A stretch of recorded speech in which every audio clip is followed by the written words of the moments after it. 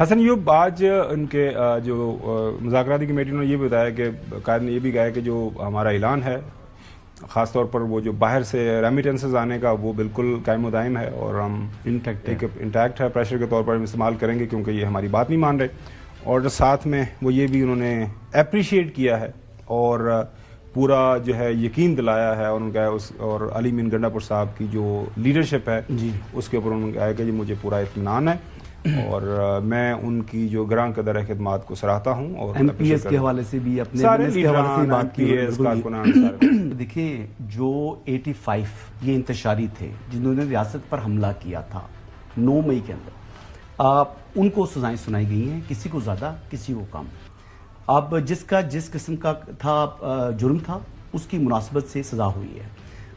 کچھ لوگ بری بھی ہو گئے تھے جی. آپ کو یاد ہوگا پہلے جب عمر تاب بندیال صاحب چیف جسٹس تھے تو ان کا اتنا ٹائم ہو چکا تھا تحویل میں کہ ان کی اب سینٹنس بنتی نہیں تھی، تو چیف آرمی اسٹاف نے بھی گڈ جسچر کے طور کے اوپر ان کو معاف کر دیا تھا اور وہ لوگ رہا ہو گئے. میں نے ایس پی آئی کی پریس ریلیز جو 3 لائنیں بتائی ہیں کہ آئین اور قانون کے مطابق یہ سارا کام ہوا ہے. جی بالکل قانون کے مطابق ہے. دوسرا یہ دیکھیں کہ ایک پیغام ملا ہے یورپی یونین کو بھی، ایک پیغام ملا ہے ان لوگوں کو جو کہ سمجھ رہے تھے 4-5 دنوں سے بھنگڑے ڈال رہے تھے کہ ریاست شاید انڈر پریشر آ گئی ہے.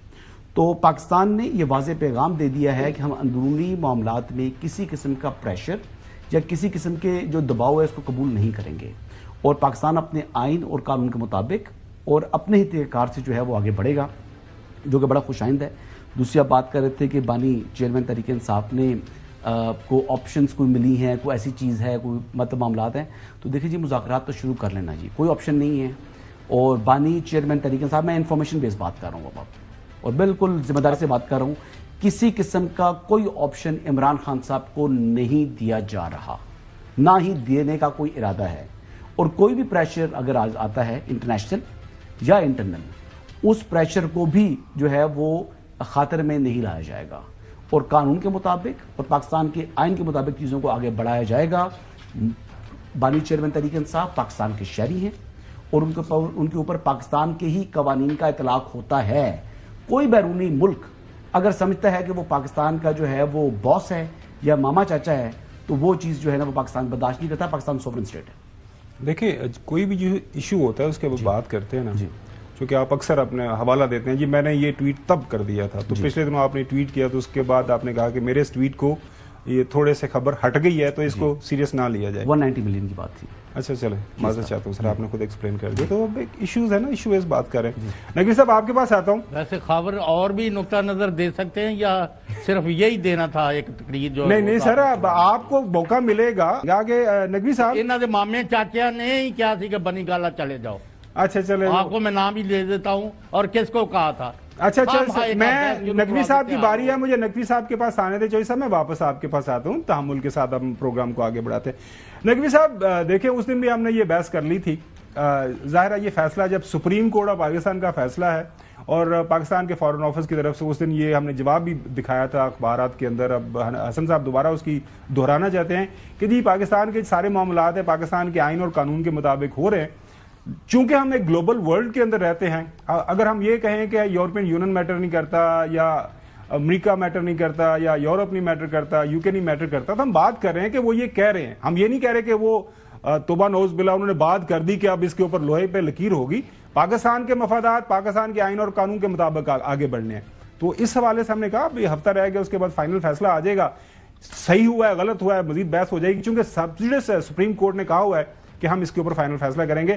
اگر آپ نے اس کے اوپر بھی کامنٹ کرنا ہے تو آپ بھی کر لیں. آپ یہ نہ کیجیے گا کہ آپ نے مجھے روکا ہے تو کیونکہ بعد میں ظاہر ہے میری سختی آ جاتی ہے کہ آپ نے وقت نہیں دیا. اور باقی جو دوسرا سوال ہے وہ میں دوبارہ آپ سے دہرا لوں گا مذاکرات کا. نقوی صاحب دیکھیں بات یہ کہ میٹر تو کرتے ہیں یورپی یونین یا جو بھی مغربی طاقتیں ہیں، لیکن یہ مذاکرات کی امبریلا میں دیکھتے ہیں. یہ جو مذاکرات کی ڈیڈ لائن یا علیمہ خان صاحبہ کا آپ نے جو بیان سنایا کہ رہا کیا جائے، اس کی امبریلا کے نیچے دیکھتے ہیں سارے معاملے. جی اور اس کے 3 پہلو ہیں. ایک جرم ہے، دوسری سزا ہے، تیسرا رد عمل ہے.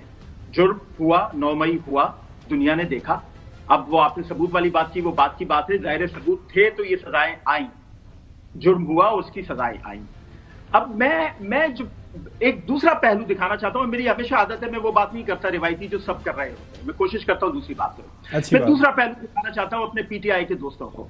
آپ خدا کا شکر ادا کریں کہ فیصلہ آ گیا ملٹری کورٹ سے، اس لیے کہ اب آپ سپریم کورٹ کی طرف جائیں گے، اب آپ ہائی کورٹ کی طرف جائیں گے، آپ فارمل کورٹس کی طرف جائیں گے، آپ کی رسائی آپ کے اسیران کے ساتھ زیادہ ہو جائے گی، آپ کے وکیلوں کی رسائی آپ کے اسیران کے ساتھ زیادہ ہو جائے گی، آپ آہستہ آہستہ اس معاملے کو آگے بڑھائیں گے، اس کے بعد جو بھی سپریم کورٹ یا ہائی کورٹ فیصلہ کرتی ہے وہ تو ثبوت اور وقت بتائے گا، لیکن آپ کے لیے آسانی ہو رہی ہے، مشکل نہیں ہو رہی، یہ ایک بڑا ضروری ہے۔ اب بات کرتے ہیں رد عمل کی، رد عمل آپ بات کرتے ہیں یورپی یونین کی یا اس طرح کی جو دوسری مغربی طاقتیں ان کی، تو یہ ہمارے دفتر خارجہ کی بہت بڑی ذمہ داری ہے جو کہ غلطی ہو رہی ہے، میں سمجھتا ہوں۔ بالکل صحیح کہہ رہے ہیں۔ آپ ان کو بلائیں، ہائی کمیشنز کو بلائیں، ان کو بٹھائیں، ان کو بریفنگ دیں، ان کو وہ سارے ثبوت دکھائیں جو آپ کے پاس ہیں، ان کو وہ ساری ایویڈنسز دیں، وہ سارے عوامل دکھائیں۔